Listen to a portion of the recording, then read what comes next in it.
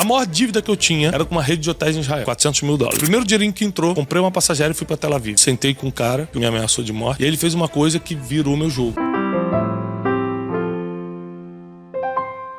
Eu sempre fui apertado, nunca, assim, tinha um dinheiro sobrando, sempre apertado. Eu venho de uma família que lutou muito pra gente estudar, mas ao mesmo tempo eles não tinham nenhum tipo de preparação financeira. Eu lembro que a gente só comia pizza ou um McDonald's no dia 1, que era o dia que caía o salário do meu pai. Então, o grande problema da minha vida financeira começou com a falta de educação, a falta de modelagem positiva. Eu comecei a achar que era normal.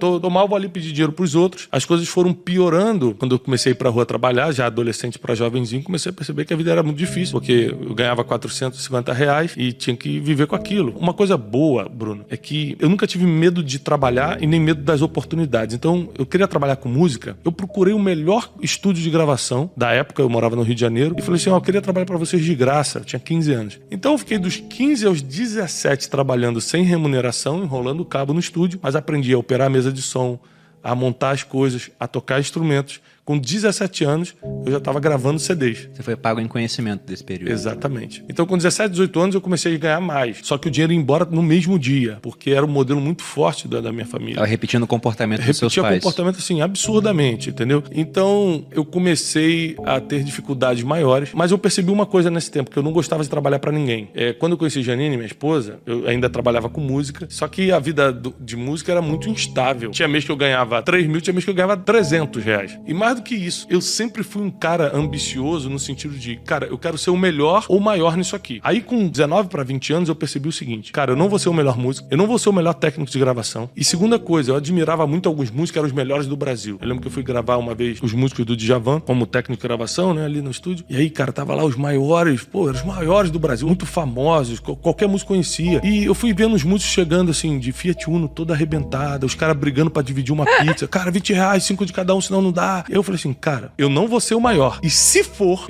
é até aí que eu vou. Ali eu decidi que eu queria ser alguém na vida. Eu falei, não, cara, eu tenho que partir pra ser grande, eu quero ser grande. Eu sempre pensei, essa questão de você modelar pensamento, as pessoas acham que é clichê, mas é pura verdade. E eu fui pra vendas. Meu pai me chamou pra trabalhar com um empréstimo, aqueles negócio de empréstimo de banco BMG, não sei o que, pra militares. Eu ficava no centro do Rio de Janeiro distribuindo os panfletinhos e levando pro escritório do meu pai pra ele fechar o contrato. Só que era muito desgastante pra mim. Eu tinha que botar terno e gravata, ficar no calor do Rio de Janeiro. E aí eu falei, pô, isso não é pra mim, eu tenho que achar outra coisa. Aí eu gostava muito de viagem, consegui entrar como vendedor freelancer numa agência de viagens e, cara, comecei a arrebentar de vender. E ali eu comecei a me apaixonar por venda, me apaixonar por viagens. E aí, quando eu falei, liguei pra Janine e falei, vamos casar. Tô rico, tava ganhando R$3 mil. Tô rico!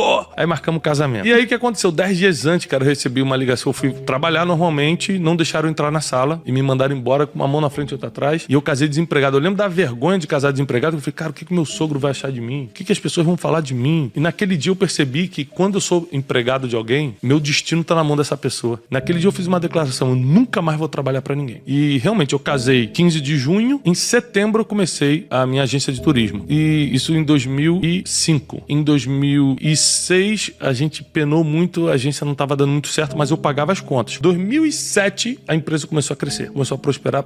2008 a gente começou a ganhar muito dinheiro. 2009 a gente explodiu, bum, viramos a terceira maior empresa do país no segmento. 2009, 2010, 2011 a gente ficou na liderança. E aí quando chegou de 2013 para 2014, aí eu comecei a gastar a bel prazer. Eu ligava pro financeiro e falava assim, cara, quanto é que tem na conta aí? Eu não perguntava quanto tem meu, quanto tem na conta. Eu quebrei basicamente porque eu era burro financeiramente, orgulhoso, não tinha experiência, achava que tinha, e principalmente porque eu misturei PJ com PF. Sim. É muito comum. Então eu queria deixar a empresa pobre, portanto que eu fosse rico. E aí eu fiz uma viagem para Nova York com a Janine e recebi uma ligação de lá, falando o seguinte, olha, volta porque a empresa quebrou, tá de cabeça para baixo. O que aconteceu foi que o mercado virou de um dia pro outro. A gente recebeu 87 grupos, a gente recebeu no dólar de 1,80. O mercado virou para 3 e pouco, era dia de pagar fornecedor.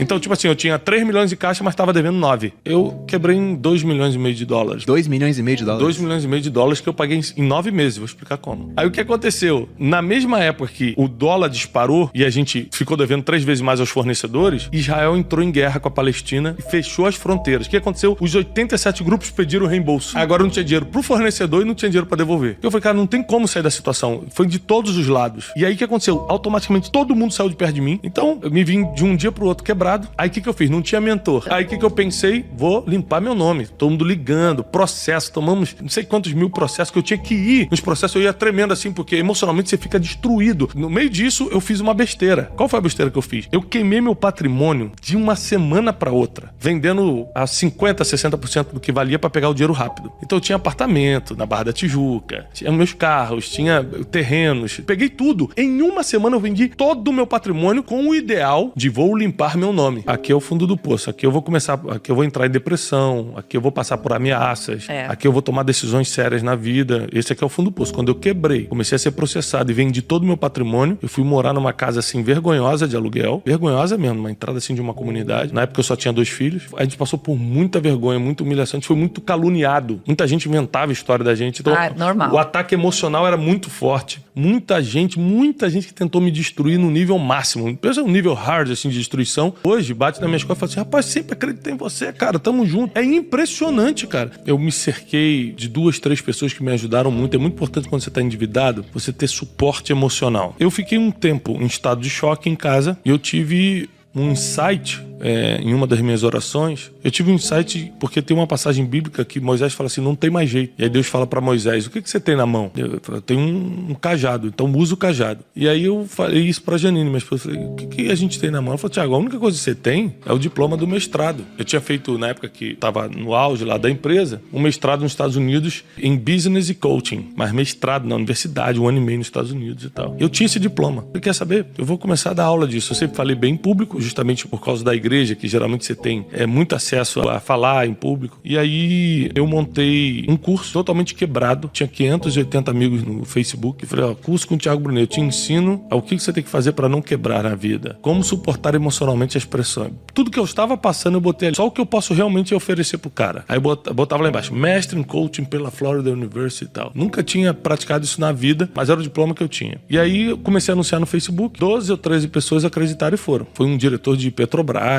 Eu usei o nome coach na época que estava na novidade. A gente alugou uma salinha para dar esse curso ali no Cita América. E a gente ia dirigindo com o carrinho todo ferrado que a gente tava. A gente já tinha desfeito de todo o patrimônio. Janine armava o café e eu ficava de terno e gravata dentro para passar credibilidade esperando os alunos. Eu nunca tinha dado aula na vida. Eu chegava em casa no estado de choque. Quando acabou o curso, eu falei: Janine, e aí, sobrou algum dinheiro? Ela fez todas as contas. Falou: Thiago, pagamos todo mundo, todos os fornecedores e sobrou 20 mil reais. Eu falei: 20 mil reais? Eu falei: é muito dinheiro. Descobrimos o nosso negócio. Eu amo fazer isso, eu sei fazer isso e dar dinheiro. Aí nessa época eu procurei o Dr. Augusto Cury, que a gente já tinha te conhecido na época da agência, que eu levei ele para Israel. Falei: doutor, tô pensando em escrever um livro sobre desenvolvimento pessoal. O senhor sabe minha situação, ele sabia que eu tava quebrado. Eu preciso de ajuda, e ele me ajudou. E aí eu escrevi o livro Rumo ao Lugar Desejado. Eu vendi 52 mil livros do Rumo ao Lugar Desejado a R$40 debaixo do braço. Ia de lugar em lugar, de casa em casa, de igreja em igreja, de empresa em empresa. Eu e Janine, minha esposa, vendendo esse livro. A gente vendeu 52 mil livros. Foi uma revolução financeira pra gente. E contando essa história, que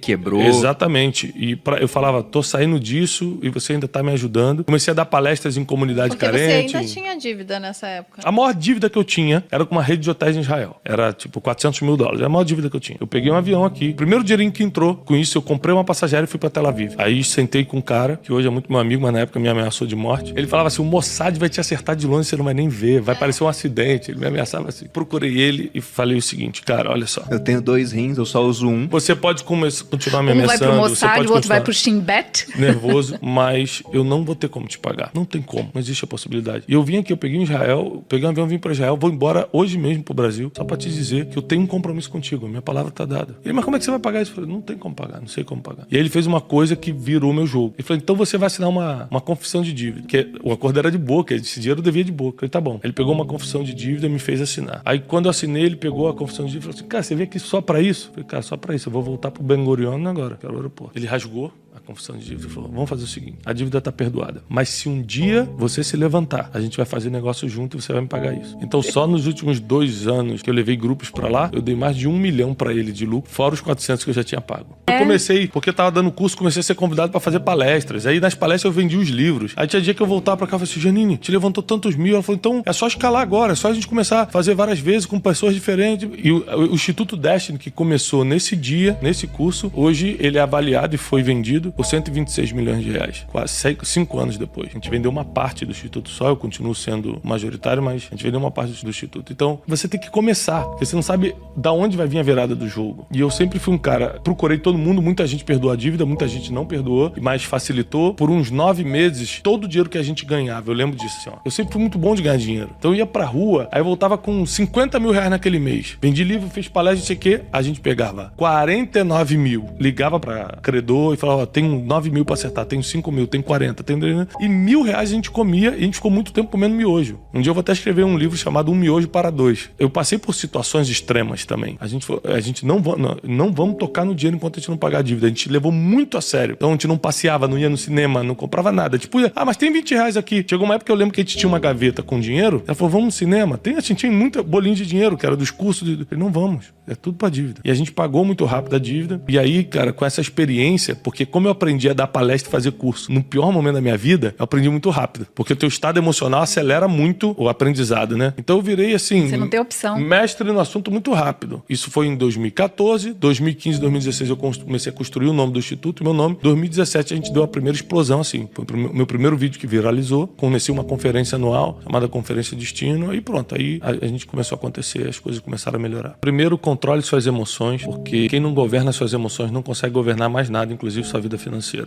Hoje, a gente tem prosperado de uma forma exponencial e eu tenho as emoções no lugar da mesma forma que se eu não tivesse o dinheiro. Eu não compro nada por empolgação. Isso mudou de lá de trás. Mudou completamente. Eu não compro nada sem pedir conselho, sem calcular, sem saber por que eu tô comprando isso. Eu preciso disso ou eu quero? Porque criança compra o que quer, adulto compra o que precisa, né? Ele consegue ter a maturidade para falar, cara, eu quero, mas não preciso. O maior conselho é governar suas emoções. Segundo, é você começar, quando tá quebrado, a inserir-se em ambientes que vão te ensinar a decolar dali. Eu lembro que aí eu comecei a estudar, nunca tinha estudado sobre empreendedorismo e era empresário, que loucura. Aí eu comecei um monte de palestras de empreendedor, comecei a ler muito livro, eu li muito livro nessa época que eu tava quebrado, porque eu falei, nunca mais vou passar por isso. E por último, tá determinado a nunca mais voltar pra lama. Tá determinado a mudar de vida. Tá determinado a fazer tudo que você tem que fazer, não ter medo de trabalho. É sempre ser cauteloso com as amizades, mas quando perceber que a conexão é certa, investe ali, porque pode abrir uma porta boa pra você de negócios. E acima de tudo, que funcionou pra mim, foi a fé. Eu sempre acreditei que não era o meu fim.